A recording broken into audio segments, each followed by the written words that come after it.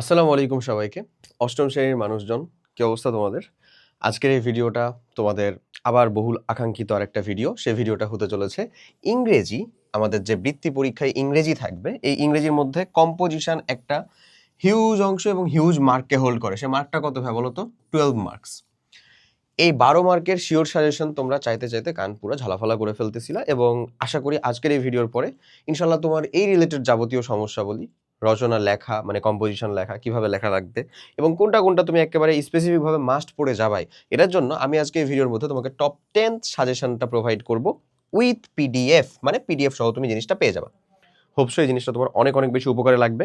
So total রচনাটাগুলো দেখানোর আগে বা বলার আগে রচনা বিষয়ক স্পেসিফিক কিছু গাইডেন্স যেটা তোমার অবশ্যই মেনে চলা দরকার এবং এক্ষেত্রে একটা মানে প্রিকশিভ জিনিস আছে। হ্যাঁ, একেবারে প্রিকটিভ জিনিস, যে জিনিসটা কেমন দেখেছো, এই যে এই একটা কথা তোমরা জেনে না জেনে আমি জানি না, আসলে মনে হচ্ছে অনেকে আবার না মানে জেনেও না জানার ভান করে আছো কিনা।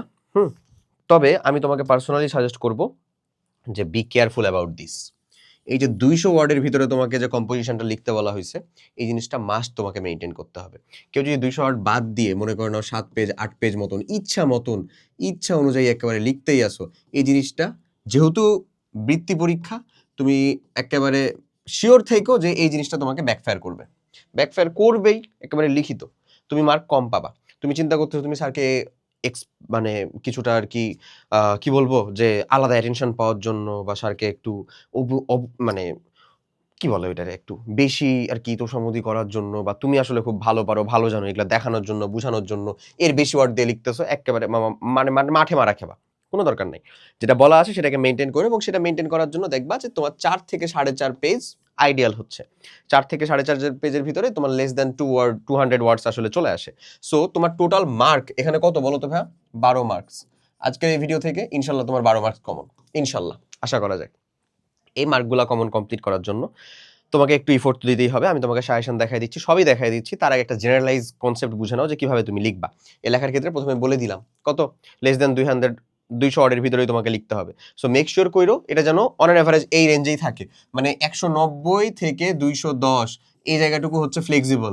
বাট এটা যদি ভুল ক্রমেও 300 প্লাস 400 প্লাস এর কাছাকাছি চলে যায় তাহলে, এবং স্যারের যদি নজরে চলে আসে, তাহলে তুমি মার্ক কম পাবা। এতটুকু একেবারে লিখিত। এটা বাংলা রচনা না 20 মার্ক আছে তুমি বাংলা রচনা ইচ্ছা মতন লিখবা না, ওইটা না, বুঝছো? ইংরেজি কম্পোজিশন অত লেখার কোনো প্রয়োজন নাই। হ্যাঁ, প্যারা প্যারা করে লিখবা, অবশ্যই প্যারা প্যারা করে লিখবা এবং একটা প্যারাতে 3 থেকে 5 লাইন হচ্ছে আইডিয়াল বা আদর্শ। যদিও সেটা তোমার লেখা ফরম্যাটিং এগুলোর উপর নির্ভর করতেছে, বাট স্টিল 3 থেকে 5 লাইন মোটামুটি গুড এনাফ। ওকে, এরপরে আসো ভাইয়া, সময় মেনটেন করা খুবই জরুরি। তোমার টার্গেট থাকবে এই 200 ওয়ার্ড তুমি 20 মিনিটের ভিতরে লিখবা। যদি 200 ওয়ার্ড 20 মিনিটের ভিতরে লিখতে হয় তাহলে 1 মিনিটে 20টা ওয়ার্ড লিখতে হয় এবং মানে তুমি তাহলে হচ্ছে একটা ওয়ার্ড লেখার পেছনে 3টা সেকেন্ড সময় পাও। এই ওয়ার্ডটার ভিতরে কিন্তু এম, ইজ, আর এগুলাও কিন্তু উল্লেখ। তো এগুলা লিখতে কি আসলে 3 সেকেন্ড লাগে না? বুঝতেছো কনসেপ্টটা? তাহলে আরামসে আসলে 20 মিনিটের ভিতরে চাইলে 200 ওয়ার্ড লিখে কমপ্লিট করা যায়। কনসেপ্টগুলো যদি ঠিক থাকে, বিল্ড আপ থাকে এবং অ্যাটলিস্ট যে রচনাটা লিখতেছো সেটা যদি তোমার বাংলাটা ক্লিয়ার হয়, তাও তুমি ইংরেজি অনেকাংশে লিখে ফেলতে পারবা, ইংলিশটা অনেকাংশে লিখতে পারবা। ওকে, তো আইডিয়াল পেজ সংখ্যা কত সেটা তুমি বুঝতে পারছো। মানে পাতা, বাংলার পাতা হিসাব করলে আমরা বলবো 2 থেকে আড়াই পাতা, আর পেজ হিসাব করলে সেটা হবে হচ্ছে 4 থেকে 4.5 বা 5, এমন, এর বেশি না। এবং হাতের গোছানো লেখা এখানে খুবই গুরুত্বপূর্ণ। হাতের লেখা আমি তোমাদের অনেকের দেখছি, আমাদের যে শিওর স্কলারশিপ প্রোগ্রাম আছে ওখানে আমরা নোট শেয়ারিং কম্পিটিশন দিয়েছিলাম, সবকিছু যেগুলো দিয়েছিলাম সেগুলা থেকে মেইনলি হচ্ছে যে বেশি বেশি দেখতে পাইছি। তো লেখা যথেষ্ট সুন্দর আছে, অনেক মানুষজনেরই যথেষ্ট সুন্দর আছে। যাদের একটু মনে হচ্ছে যে সুন্দর গোছানো কম, আসলে সুন্দর কথাটাতে যাবো না আমরা, গোছানো কম লাগতেছে, তারা একটু লেখাটার দিকে ফোকাস দাও, মনোযোগ দাও, ইনশাল্লাহ তুমি ভালো করতে পারবা, ভালো লিখতে পারবা। ওকে, আচ্ছা, রচনার আমি সাজেশন দিয়ে দিব, বাট রচনার সাজেশনের ক্ষেত্রে গদ বাঁধা যে একেবারে যে সাজেশনগুলো সেগুলাই সব থেকে বেশি আসলে important. But still recent thing সম্পর্কে 2টা জিনিস একটু পড়ে রেখো। একটা হচ্ছে আর্থকোয়াক, ভূমিকম্প, আর একটা হচ্ছে জুলাই রেভলিউশন। এই 2টা জিনিস রিসেন্টগুলোর ভিতরে একটু পড়ে রেখো, জিনিসটা মানে খুব বেশি পরিমাণে আসতে পারে। ওকে, চলো এবার তাহলে আমরা একেবারে আমাদের সাজেশন অংশটার ভিতরে যাই। ডেসক্রিপশন বা কমেন্ট বক্সে যে লিঙ্কটা দেওয়া আছে সেই লিঙ্কটাতে তুমি পাবা সাজেশনটা। এবং আমি তোমাকে পার্সোনালি সিম্পল রিকোয়েস্ট করবো যে ভিডিওটা যতটা পর্যন্ত সম্ভব তুমি হচ্ছে শেয়ার করো, নিজের প্রোফাইলেও শেয়ার করে রাখো, যেন তুমি খুব সহজেই যখন প্রয়োজন হবে তখন আরামসে হচ্ছে যে ভিডিওটাতে অ্যাক্সেস করতে পারো। আসো সাজেশনটা দেখো, সাজেশনটা দেখলে আশা করি বুঝবা, মানে ইনফিনিটি স্কুল ইনশাল্লাহ কখনো তোমাকে হচ্ছে আসলে হতাশ করবে না। ওকে, সো তোমার সাজেশনটা হচ্ছে এই যে এইখানে, এক্স্যাক্ট এইখানে সাজেশনটাতে কম্পোজিশনের সাজেশন শুরু। The role of newspaper in modern life, খুব জরুরি এবং গুরুত্বপূর্ণ একটা জিনিস, ঠিক আছে? The role of newspaper in modern life. এখানে দেখো ভাইয়া, সাজেশনে যতটুকু দরকার আসলে ততটুকুকেই ইনক্লুড করার চেষ্টা করা হয়েছে। দেখো, খুব বেশি বড়ও না, খুব বেশি ছোটও না। বুঝতেছো জিনিসটা কতটুকু দেওয়া? খুব বেশি বড় বা খুব বেশি ছোট কি? হোপসো না।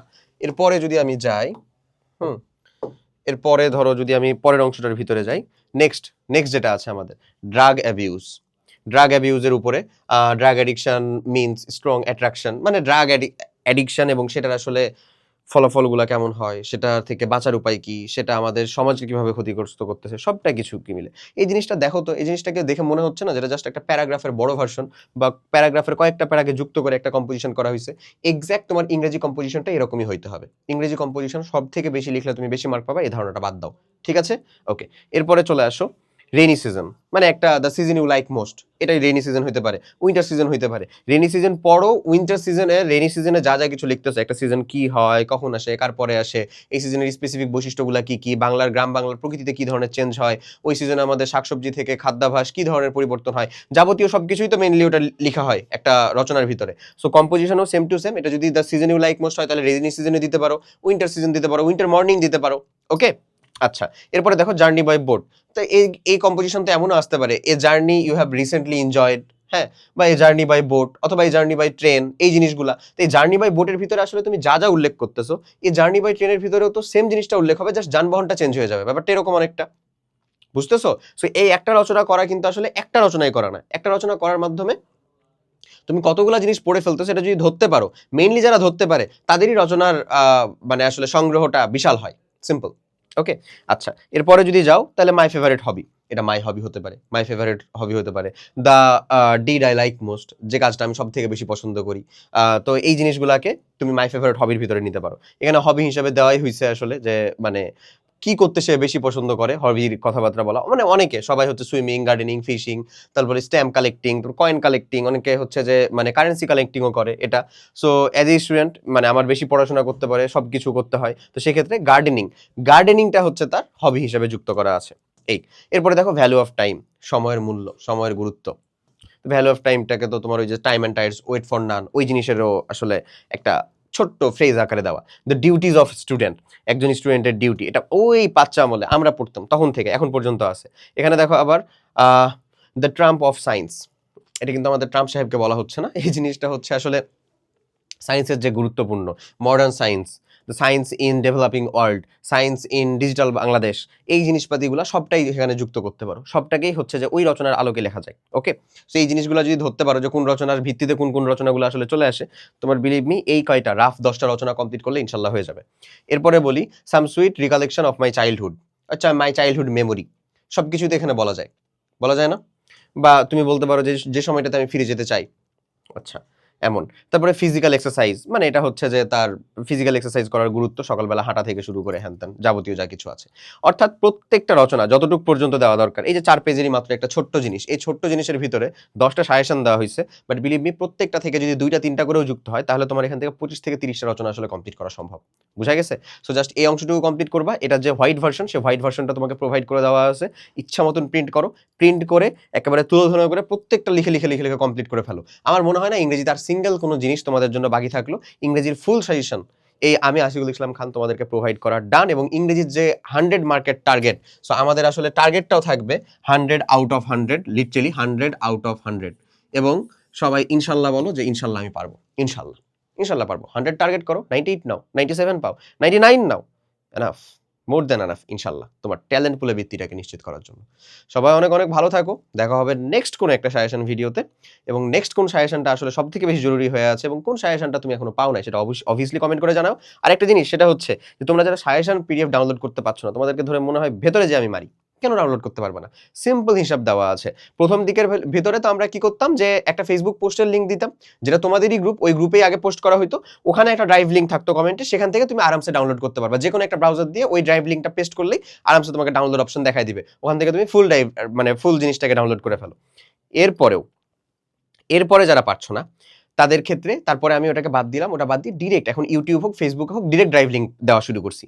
তারপরেও যারা পাচ্ছ না তোমাদের কাছে হাত জোর করে রিকোয়েস্ট, অন্তত পেজে একটা মেসেজ দিয়ে জানাও যে আমি পারি নাই বা আমি হচ্ছে না, আমি খুঁজে পাচ্ছি না, আমাকে কাইন্ডলি এটা প্রোভাইড করেন। ক্লিয়ার? অবশ্যই কমপ্লিট করো এটা। সবাই অনেক ভালো থাকো। তোমাদের জন্যই আসলে এত কিছু। ইনশাআল্লাহ তোমাদের সাথে শেষ অবধি আমরা টিকে থাকবো। সবাই ভালো থাকো ভাইয়া। দেখা হবে নেক্সট কোনো একটা ভিডিওতে, সাজেশন ভিডিওতে। টিল দেন আল্লাহ হাফেজ। আসসালামু আলাইকুম।